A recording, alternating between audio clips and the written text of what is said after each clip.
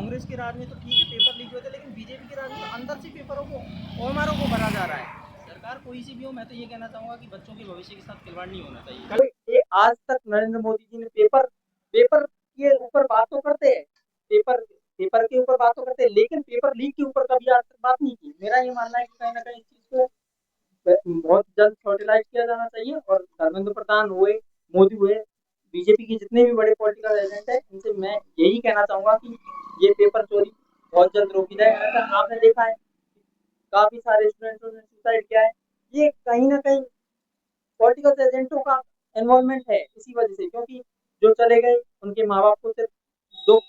राजस्थान में आपके साथ जीके लोग आज नीट का री एग्जाम था। नीट का 3 मई को हुआ था। 3 मई को पेपर हुआ था। पेपर होने के बाद में 10 दिन बाद में खबर आती है कि पेपर है जो लीक हो गया। उसमें कोचिंगों की संमिलितता पाई जाती है, काफी लोगों की संमिलितता पाई जाती है। उसके बाद में एनटीए एक बड़ा कदम उठाता है और कुछ लोगों पर कार्रवाई करता है। उसके पश्चात में एनटीए जो री एग्जाम है उसकी घोषणा कर देता है 21 जून। आज 21 जून है, 21 जून को एग्जाम है नीट की, वो लगी है। हमारे साथ है नीट के स्टूडेंट है। मैं आपसे सबसे पहला सवाल है, पहले का पेपर आपका कैसा था, आज का पेपर कैसा, दोनों की तुलना करें। पहले का पेपर था वो काफी मतलब मॉडरेट टाइप का था, लेकिन इस बार जो पेपर एनटीए ने काफी मतलब ऐसे मतलब मिक्स टाइप में बनाया है, जो कि मतलब कि फिजिक्स थी वो काफी लेंथी थी, और जूलॉजी और बॉटनी थी वो मतलब काफी इजी टाइप का था। मतलब मेरे अकॉर्डिंग ये है कि कट ऑफ है वो एवरेज जाएगी, ऐसा कुछ नहीं है कि एनटीए मतलब कि कोई इजी या फिर टफ, ऐसा नहीं, मतलब मॉडरेट टाइप का पेपर बनाया है और काफी मतलब स्ट्रॉन्ग पेपर। जैसे आपने नीट का पेपर दिया, आपको उम्मीद थी मेरे अच्छे नंबर आएंगे। 10 दिन बाद में आपको खबर मिलती है कि नीट का पेपर है वो लीक हो गया है। उसके बाद में आपका क्या रिएक्शन था। उसके बाद में काफी मेंटली प्रेशर था, और मतलब कि इस तरीके से अचानक से ये चीजें बदली तो कोई भी हो मतलब जो अपनी पहले की तैयारी होती है उससे मतलब इंसान है वो काफी पजल्ड हो जाता है, मतलब स्ट्रेस में चला जाता है।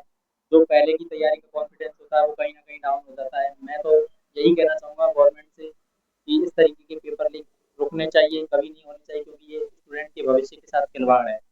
ऐसा कभी नहीं होना चाहिए। 22 लाख स्टूडेंटों का सवाल था। 22 लाख स्टूडेंटों ने एग्जाम दी थी, आज फिर री एग्जाम दिया। अब सबसे बड़ी संस्था एनटीए है जो एग्जाम है वो करवा रही है। उसके पश्चात भी इतनी बड़ी एग्जाम का पेपर लीक हो जाने इसको कैसे देखते हैं, क्यों नहीं सरकार है इन पेपर लीकों पर सख्त कदम है जो नहीं उठा पा रही। पहले राजस्थान में पेपर लीक होते तो बीजेपी की सरकार थी तो कहती थी राजस्थान में कांग्रेस की सरकार है पेपर लीक हो रहे। अब बीजेपी केंद्र में बीजेपी की सरकार है, उसके पश्चात में इतनी बड़ी एग्जाम जिसमें देश का भविष्य है, जो मेडिकल स्टाफ है, डॉक्टर बनते हैं, उस देश को आगे जाकर देश की सेवा करते हैं, उसका पेपर लीक हो जाता है। बाद में छात्रों का है जो मनोबल टूट जाता है। बाद में कई छात्र है जो आत्महत्या तक है वो कर लेते हैं। देखो इसमें कहीं ना कहीं देखा जाए तो ऐसे मतलब मेरे नजरिए से तो देखा जाए तो कहीं ना कहीं गवर्नमेंट के बड़े बड़े नेताओं का इसमें इन्वॉल्वमेंट है, क्योंकि अभी आपने थोड़े दिन पहले देखा नीट नीट का पेपर जो लीक हुआ था उसमें मतलब कि काफी बड़े बड़े जो बीजेपी के लीडर्स थे उनके साथ उनकी फोटो वगैरह वायरल हुई थी।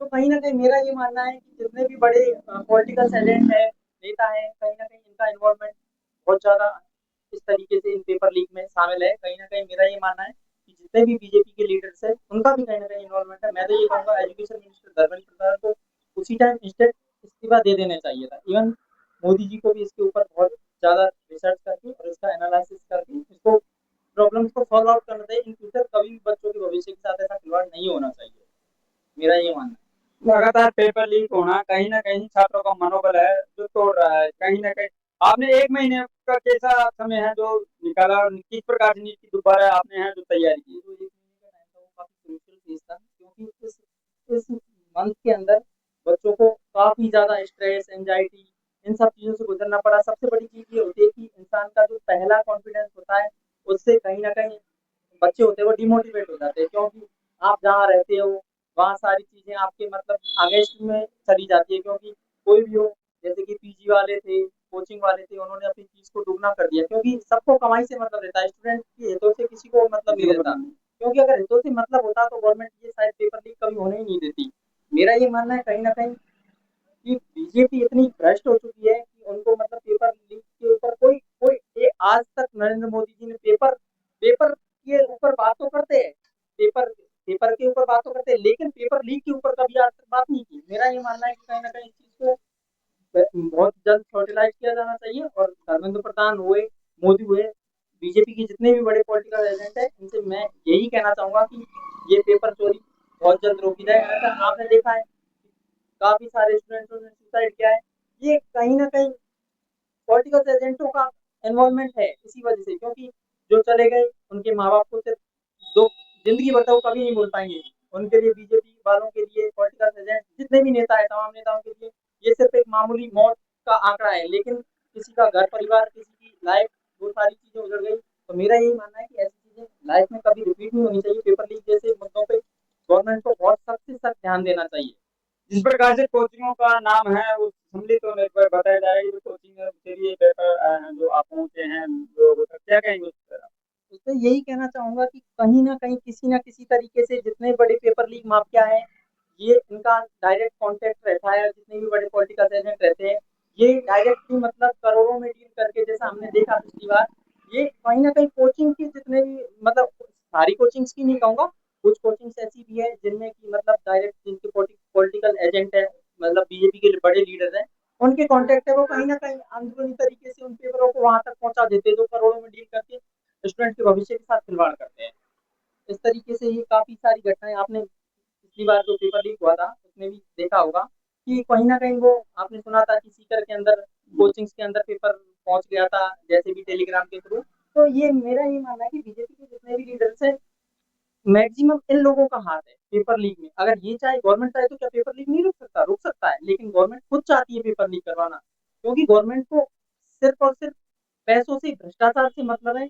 बीजेपी की सरकार इतनी गिर चुकी है जिसकी आप सोच नहीं सकते। मतलब हर तरीके से गवर्नमेंट कहती है, ये लोग तो इतने भ्रष्ट हो चुके हैं। अभी सुनने में आया थोड़े दिन पहले, आपने देखा होगा, कर्मचारी चयन बोर्ड में जितने भी कर्मचारी थे अंदर से ओएमआर भर रहे हैं।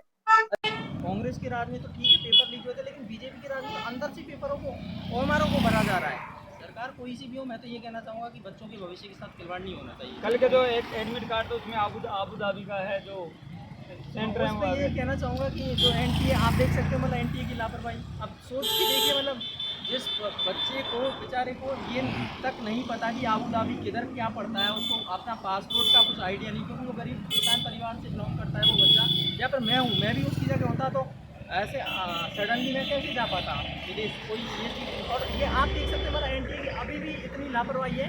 मेरा तो ये मानना है कैसे जल्दी से जल्दी गवर्नमेंट को एनटीए को डिसमिस करना चाहिए, और धर्मेंद्र प्रधान उनको तो इंस्टेंट इस्तीफा देना चाहिए। मेरी ओर से मैं उनसे भी अपील करना चाहता हूँ कि इतने सारे छात्रों ने सुसाइड कर लिया, इस तरीके की घटनाएं आ रही है, बच्चों को वहाँ भेजा जा रहा है, आबू धाबी का सेंटर दिया जा रहा है। तो ये कहीं ना कहीं लापरवाही है, एनटीए का भ्रष्ट सिस्टम है, और ये केंद्र सरकार की जो बीजेपी सरकार है उसका भी भ्रष्ट सिस्टम है। मैं ये कहना चाहूँगा इन सारी चीज़ों को जल्दी से जल्दी स्पॉटलाइट किया जाए, समाधान किया जाए। आज नीट पेपर को लेकर हमने छात्रों से बात की। छात्रों ने है जो अपनी पीड़ा है जो बताई कि नीट का पेपर लीक होने के बाद में पेपर कैंसिल गए, परीक्षा रद्द कर दी। उसके पश्चात आज 21 जून की तारीख है वो दी, और नीट के आज एग्जाम था। लोगों जो छात्र थे हमने उनसे बात की। अभी हम मौजूद है सवाई माधोपुर जो पीजी कॉलेज है वहाँ पे।